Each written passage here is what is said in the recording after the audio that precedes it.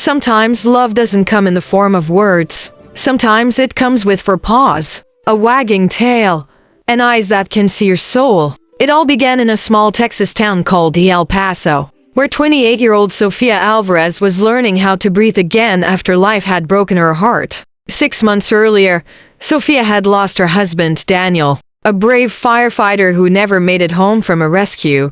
She'd been 8 months pregnant then, heavy with life, heavy with grief now. Her world revolved around a crib, and the tiny heartbeat sleeping inside it. Her baby boy, Mateo, he was only 2 weeks old, but already her entire universe, every sigh, every cry, every movement made her chest tighten with love and fear all at once. Her house was small, neat, with faded yellow walls and old family pictures of her and Daniel, smiling, happy, frozen in time yet. No matter how many lights she turned on, the place still felt dim, quiet to quiet. Hey there, my wonderful family and friends. Welcome back. If you're ready to dive into today's story, make sure to hit that subscribe button and tell me in the comments where you're tuning in from. I love seeing where everyone's watching. And guess what? There's another amazing story coming your way tomorrow. One you definitely don't want to miss. Alright then, let's get started. One afternoon, Sofia walked past the local animal shelter. She hadn't planned to go in, but through the glass, she saw a golden retriever, thin, scared, eyes soft and soulful. The tag on her cage read, Luna, 4 years old, gentle temperament. Something about the way Luna looked at her stopped Sofia in her tracks. It was the same look Daniel used to give her when he wanted her to smile again that day, without much thought. Sofia signed the papers. She brought Luna home. At first, she regretted it. The dog seemed uneasy, pacing, sniffing every corner, occasionally whining when Mateo cried. Sofia tried to keep her distance. After all, a newborn and a rescue dog didn't sound like the safest combination. She placed a baby gate by the nursery door, just to be sure, but then it happened. That night, when Mateo cried, Luna whined back softly, almost like she was trying to sing him to sleep. Her tail didn't wag. It just stayed still, her head tilting as if listening. Sofia, curious, watched through the crack in the door. Luna walked over, placed her paw gently on the gate, and lay down right there, in front of the nursery. She didn't move, not even when Sofia turned off the light, not when the house grew silent. The next morning, Luna was still there, eyes half open, keeping watch. Days turned into a week, and Luna never strayed far from that room. Sofia started noticing small things. How Luna's ears perked up every time Mateo made the tiniest sound. How she refused to eat unless the baby was awake and safe in his crib. At first, it was adorable. Then it started to feel strange. One afternoon, Sofia was doing laundry when Luna suddenly sprinted into the nursery. Barking once, sharp and loud, Sofia dropped the towel and ran after her. Mateo was crying, louder than usual. His face was red, his little arms flailing. She scooped him up, rocking him until he calmed. But Luna stayed close, staring, almost trembling. Sofia whispered, half joking, Luna, you scared me. You think you're his babysitter now? The dog tilted her head, silent, and rested it against Sofia's leg, as if saying yes. From that moment on, Luna wasn't just a family dog. She became something else, a shadow, a guardian, a constant presence every night. As Sofia rocked Mateo to sleep, Luna would curl up right beside the crib. If Mateo made a sound, Luna lifted her head. If the house creaked, Luna's ears flicked. If Sofia tried to take her out of the room, Luna whined, refused, sometimes even pawed at the door until she was let back in. At first, Sofia tried to stop it, but eventually, she gave in. Maybe Luna just needed to feel useful. Maybe she was protecting the baby the only way she knew how. Still, a small voice whispered in Sofia's head, why does she act like this? What is she sensing that I can't see? That night, after feeding Mateo, Sofia walked into the living room. She turned off the lights, sat by the window, and looked at the stars, the same ones Daniel used to point out when they were younger. She whispered, Daniel, I don't know what I'm doing, but I hope you're watching over him. Over us, in the nursery, Luna lifted her head, her eyes following something unseen. Her ears twitched once. Then she sighed and rested them back on the floor beside the crib, as if she, too, had heard Sophia's prayer. The baby slept peacefully. The house was quiet. But in that stillness, something sacred had begun. A bond that neither time nor logic could explain. And though Sophia didn't know it yet, Luna's devotion wasn't random. She wasn't just watching, she was waiting for the moment she'd be needed most. What would you do if your dog refused to leave your baby's side, no matter what you did? Would you see it as love or something to worry about? At first, Sophia told herself it was nothing. Dogs are protective by nature, right? Luna just loved her baby, that's all. But over the next few nights, things started feeling off. It began one humid Tuesday evening. Sophia had just put Matteo to sleep after a long day. The house was quiet, the ceiling fan spinning lazily. She poured herself some tea, sank into the couch, and turned on the baby monitor. For a few minutes, she let herself relax. Something she rarely did then. Through the crackling speaker, she heard it. A low, deep growl. She froze, the kind of sound that sends a chill up your spine. Sophia grabbed her phone flashlight and hurried to the nursery. Her heart thudded faster with each step when she opened the door. Luna was standing stiffly beside the crib, teeth bared slightly, staring at something. But there was nothing there. Just shadows dancing on the wall from the streetlight outside. "Luna?" Sophia whispered, trying to keep her voice calm. "What is it, girl?" Luna's growl softened into a whine. She looked up at Sophia, then back at Matteo. Matteo was still asleep, chest rising and falling gently. Sophia sighed, brushing it off as a dog's overreaction. "It's okay, baby girl. It's just the wind." But Luna didn't move. She stayed standing, eyes wide, tail low. Sophia eventually carried her back to the living room, closed the nursery door, and went to bed. That night, she couldn't shake the image of those brown eyes staring into nothing. The next morning came and went like normal, but the pattern repeated. Every night around 2 a.m., Luna would stand by the crib, staring, sometimes growling, sometimes whining softly. And then one night, she snapped. It was raining hard. Thunder cracked across the sky. The power flickered once, twice, then went out. Sophia woke to Luna barking, loud, panicked. She rushed into the nursery and found Luna pawing frantically at the side of the crib. "Luna, stop! You'll wake him up," she hissed, flipping on her phone's flashlight. But Matteo wasn't moving. He was silent, completely still. Sophia's heart dropped into her stomach. "No, no, no."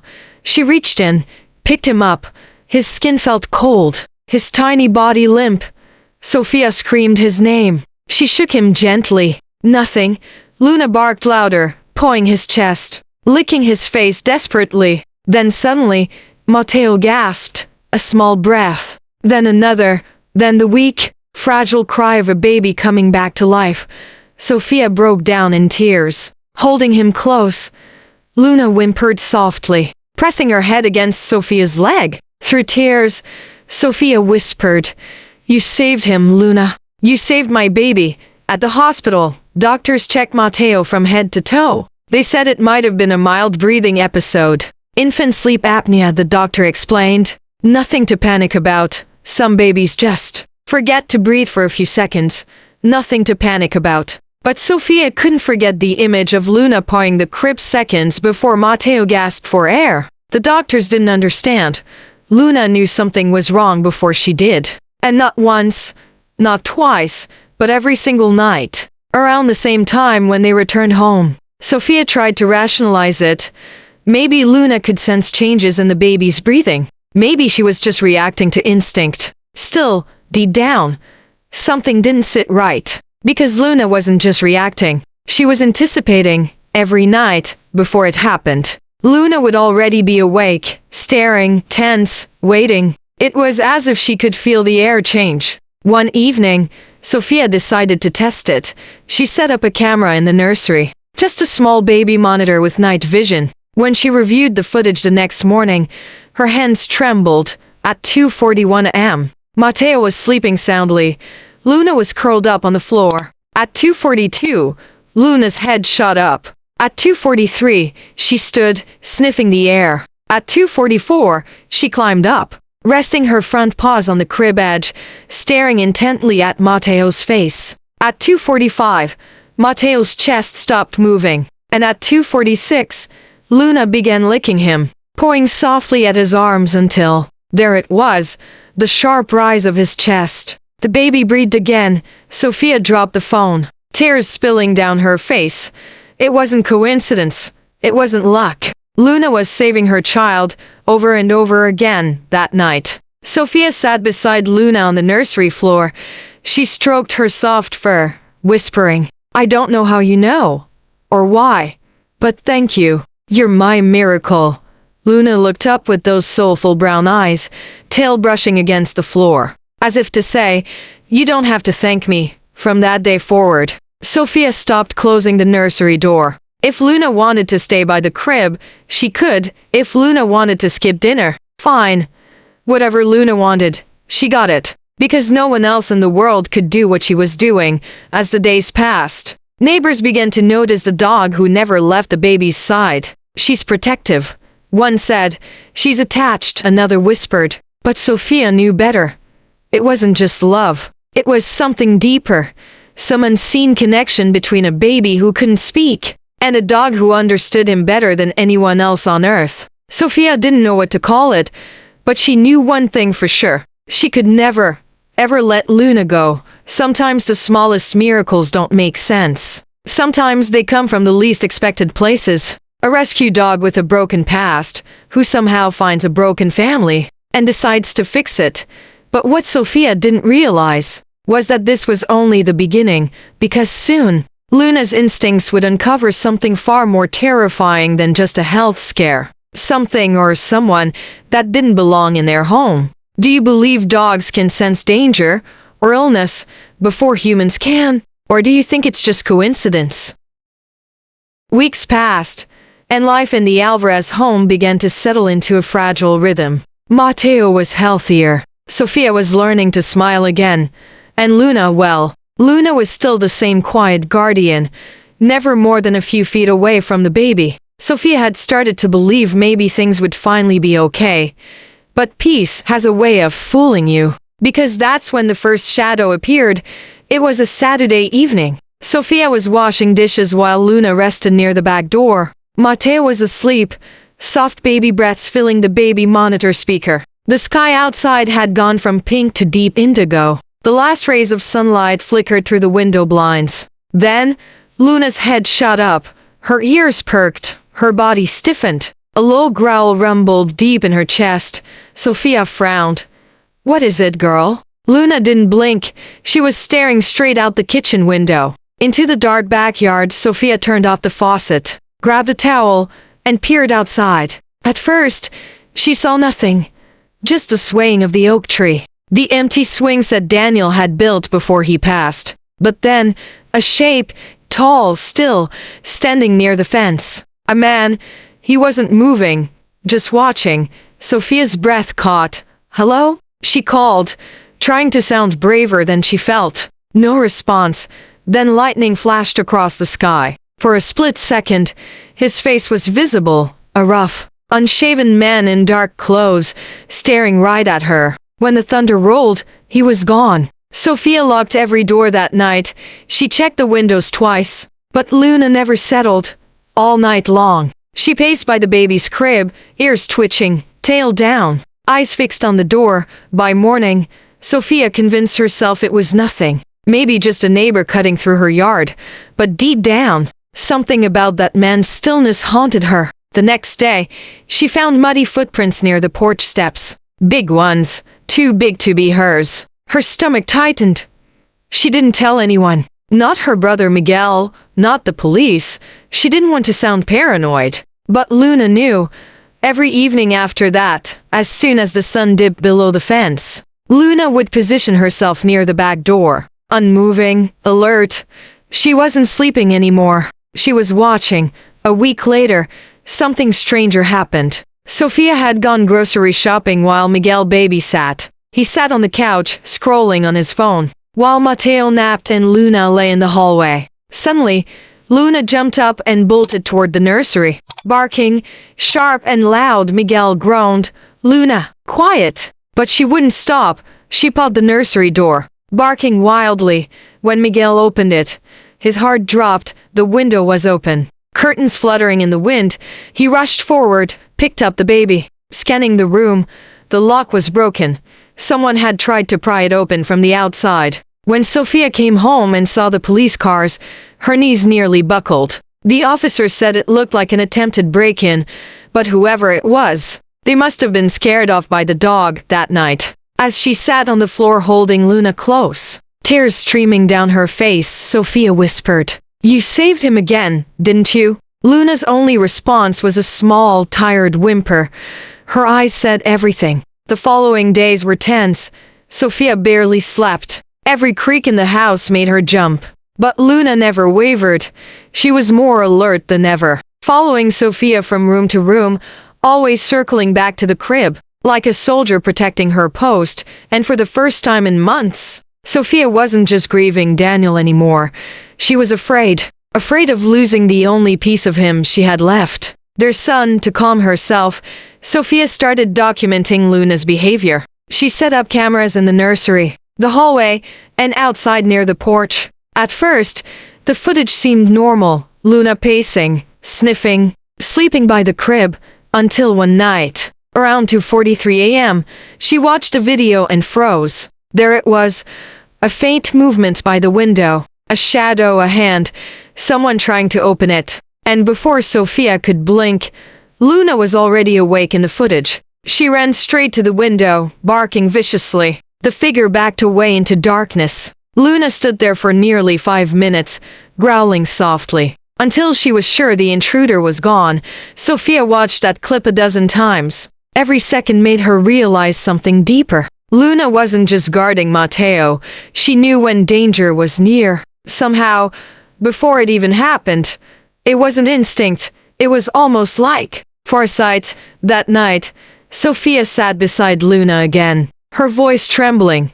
"What are you, Luna? An angel?" The dog looked up, then rested her head on Sophia's knee. Calm, steady, reassuring, and for the first time since Daniel's death, Sophia felt safe. Not because she was brave, but because she wasn't alone. Still, deep inside her, a question began to form, one that kept her awake long after Mateo fell asleep. If Luna could sense danger like this, then what else could she sense? Because lately, the way Luna looked at her, it wasn't just watchful, it was worried. Sophia didn't know it yet, but the real danger wasn't just outside the house, it was closer, much closer. And soon, Luna's instincts would reveal a secret no one could have imagined. One that would change everything they thought they knew about life, death, and the invisible bond between a dog and a child. What do you think Luna senses? Would you trust a dog's instincts if it warned you, even when no one else believed you? 2 days after the break-in scare, Sophia noticed something strange. Luna wasn't eating. She still guarded Mateo's crib with unwavering devotion, but her eyes, usually bright and sharp, had dulled. She'd whimper softly whenever Mateo cried, and when Sophia reached out to pet her, Luna pressed her head gently against Sophia's stomach, as if trying to tell her something. Sophia's heart ached. "You're tired, aren't you, girl? You've done enough." But Luna didn't move. She refused to leave the baby's side. Later that week, Sophia took Luna to the vet. Dr. Adrian Morales, a calm, kind-eyed veterinarian in his late 30s. The moment they entered his clinic, Luna tensed up. She whimpered, pulling back, staring toward the door as if she didn't want to stay. Sophia frowned. "It's okay, girl. He's just going to help." Dr. Morales knelt down, offering his hand. "Hey there, Luna. I've heard a lot about you." He smiled, trying to soothe her, but the look in Luna's eyes wasn't fear. It was worry, as if she knew what he was about to find. Dr. Morales examined her carefully. Her heartbeats irregular, and her breathing shallow. He murmured. Sophia's chest tightened. "Is she sick?" He hesitated, glancing up. "She's an older dog, but this isn't just age." He ran a quick scan. Then his expression changed, a flicker of realization. Sophia, he said quietly, has she been around your son a lot lately? Sophia blinked. All the time. She barely leaves his side.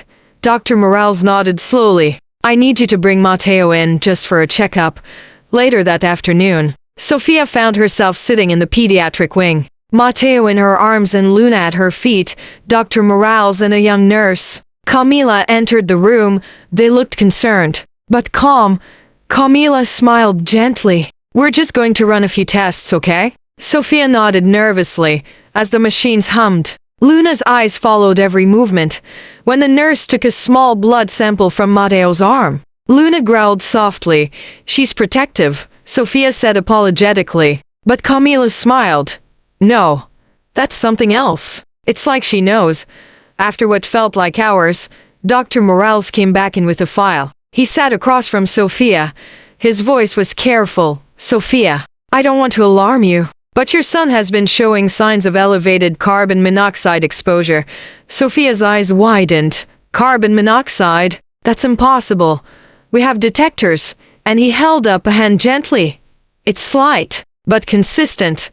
Enough to make him tired, faint, even sick over time. Her mind raced. But how? Why would Luna? And then, like puzzle pieces sliding into place, she remembered the nights Luna barked at the window. The times she wouldn't leave Mateo's room. Luna hadn't been sensing an intruder. She'd been sensing danger inside the house. Dr. Morales explained, dogs can smell chemical changes in humans, even carbon monoxide, if she refused to leave his side. It's because she was protecting him from what she knew could harm him. Sophia's hand flew to her mouth. Oh my God. She was warning me all this time. Tears welled in her eyes. All those nights she'd told Luna to stop barking. She'd been trying to save them. Dr. Morales placed a comforting hand on her shoulder. Your son's going to be fine. We caught it early. But you need to get out of that house until it's inspected. Sophia nodded weakly, clutching Mateo to her chest. Then she looked down at Luna, her loyal, exhausted companion, tail still wagging faintly, even as her breathing grew shallow. Doctor, she whispered. What about her? He sighed. She's very sick, Sophia. But she's been holding on, I think, for you. For the baby. That night, Sophia sat beside Luna in the clinic. The lights were dim. The room smelled faintly of disinfectant and lavender. Mateo slept quietly in a bassinet beside her. Luna's eyes fluttered open. She rested her paw on Sophia's hand. Thank you, Sophia whispered, her voice trembling. For saving my baby. For saving me. Luna's breathing slowed. A single tear rolled down Sophia's cheek. Then, a faint wag of the tail, and silence. Sophia buried Luna beneath the old oak tree behind their home, the same tree Daniel had planted when they first moved in. She placed a small stone with carved words, Luna, the light who never left our side. Weeks later, after repairs were done and the carbon monoxide leak fixed, Sophia brought Mateo home. The air felt fresher, lighter, but something was missing. One night, as she rocked Mateo to sleep, he suddenly giggled. Staring at the corner of the room, Sophia turned. There was nothing there. But the baby laughed again, reaching out toward the empty space by his crib, and for just a moment, Sophia swore she saw it too. A soft shimmer of light, the faint shape of a wagging tail, and the warmth of love that never truly leaves.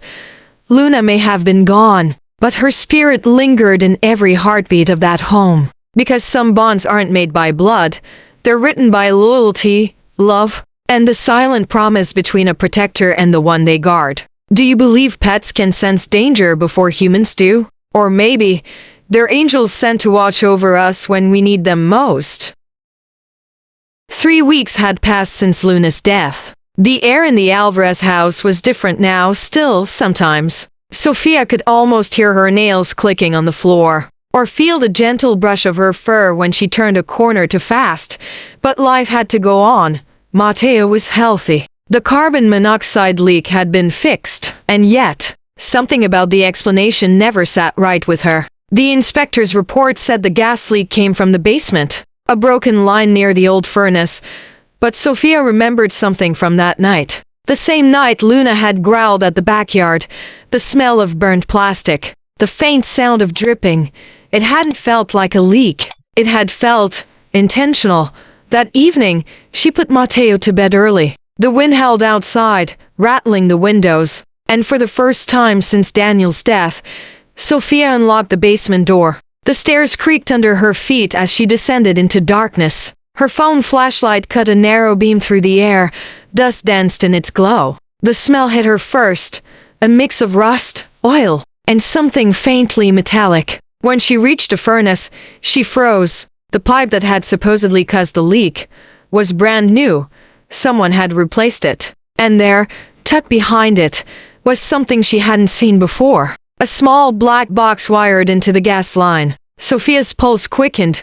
She crouched closer, her hand trembling. The box wasn't part of any furnace system she'd seen. It had a blinking red light, and a tiny engraving on the side.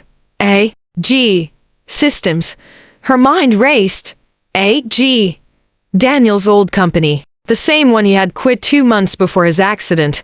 Her breath caught in her throat. This wasn't a leak.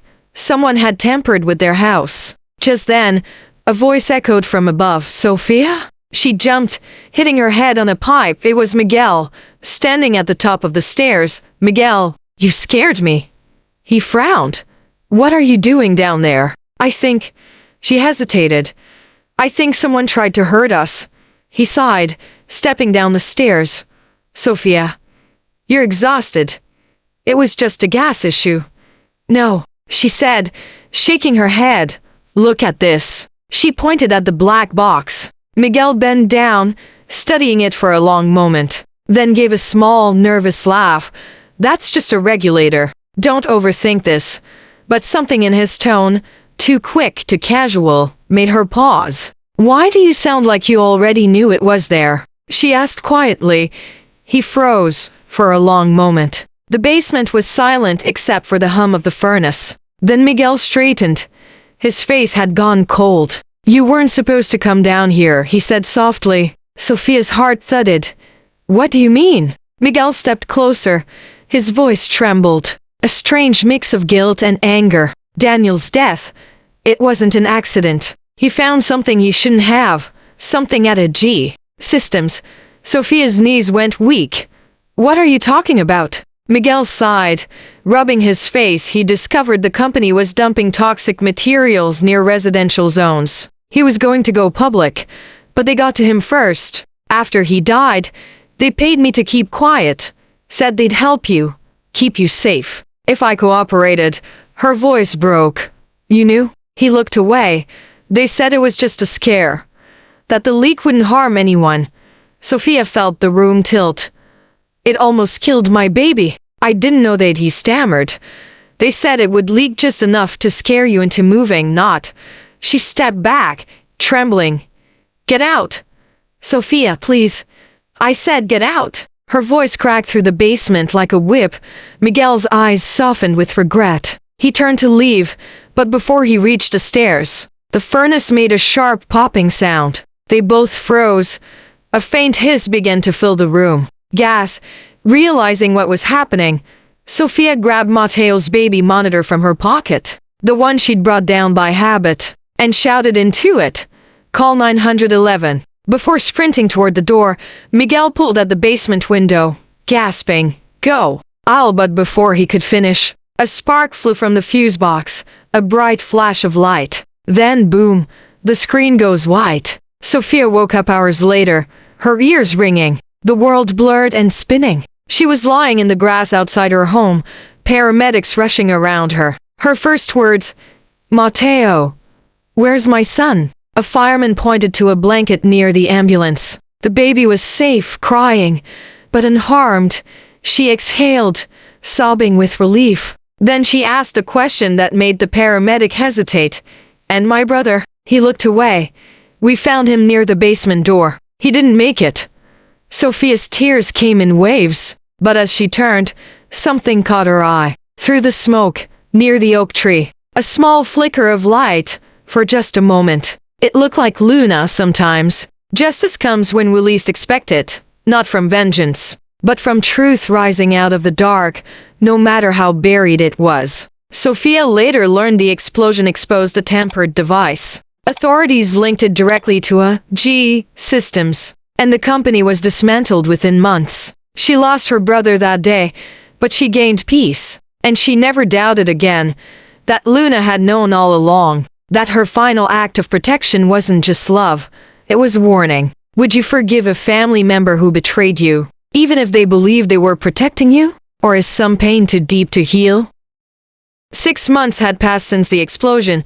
The house had been repaired. The investigation closed. AG Systems was gone. Its executives exposed, arrested, and charged. Sophia had testified in court, trembling but fierce. Her voice, once soft and uncertain, had become the voice of a survivor. The news called her the woman who exposed a giant. But to Sophia, all she cared about was that her son could breathe clean air again. That every sunrise didn't feel like a miracle borrowed from fear. Every now and then, he'd stop and look toward the oak tree, Luna's resting place. He'd laugh, wave, and babble something only he could understand. And every time, Sophia's heart would soften. She liked to believe Luna still played with him. Just on the other side, that afternoon, Sophia received a brown envelope in the mail. No return address, just her name, handwritten. Her fingers trembled as she opened it. Inside was a letter. The handwriting was familiar, curved, gentle. It was Daniel's. Her heart stopped. The letter was dated just 1 week before his death. Tears blurred her vision as she began to read. My dearest Sophia, if you're reading this, it means I didn't make it back to you, but I need you to know. I tried to fix what I'd seen. I couldn't stay silent. Not when I knew others could get hurt. If anything happens to me, promise me one thing, protect our son. Keep him away from G Systems, and if something feels wrong, trust Luna. Her hand shook as she reached that line. I trained her myself. The letter continued. She's more than a pet. She's part of a program I worked on before I quit. A dog trained to detect toxins, illness, even changes in the air humans can't sense. I brought her home because I wanted her to protect you and Mateo. If she ever acts strange, don't dismiss it. She knows what we don't. She'll keep you safe. Even after I'm gone. Sophia pressed the paper to her chest. Tears spilled freely now. And remember this, my love. You're stronger than you think. Don't let grief turn your heart to stone. Live, laugh, love again. That's the only way I'll ever truly rest. The last line read simply, always watching over you. D. For a long while, Sophia sat there, the sound of the wind whispering through the trees. She looked toward the oak tree, where sunlight shimmered between the leaves. A single butterfly fluttered past her shoulder and landed on the letter. She smiled through her tears. Thank you, she whispered, for everything that evening, as the sun dipped below the horizon. Sophia placed the letter inside a glass frame and hung it in Mateo's room. Beneath it, she added a small photo, one of Daniel, Luna, and baby Mateo, taken the week before Daniel's death. The photo had faded slightly, but the warmth in their eyes hadn't. Over time, life found its rhythm again. Sophia started a foundation, the Luna Project, helping families install affordable air detectors and training rescue dogs for medical alerts. News stations called her story a miracle of instinct and love, but to Sophia, it was simpler than that. It was just a story of a woman, a baby, and a dog who refused to leave their side. One night, months later, Sophia woke up to Mateo crying softly. She rushed into his room, and there he was, sitting up, smiling at something near the corner. Sophia froze. The nightlight flickered once, and in its soft glow, she saw it. A faint shape, silver and soft, sitting beside the crib. A wagging tail. Mateo giggled, clapping his tiny hands. Luna! Sophia's breath caught. She didn't move, afraid to break the moment, and for just a heartbeat, she felt it, warmth on her shoulder, like a gentle nudge from a wet nose.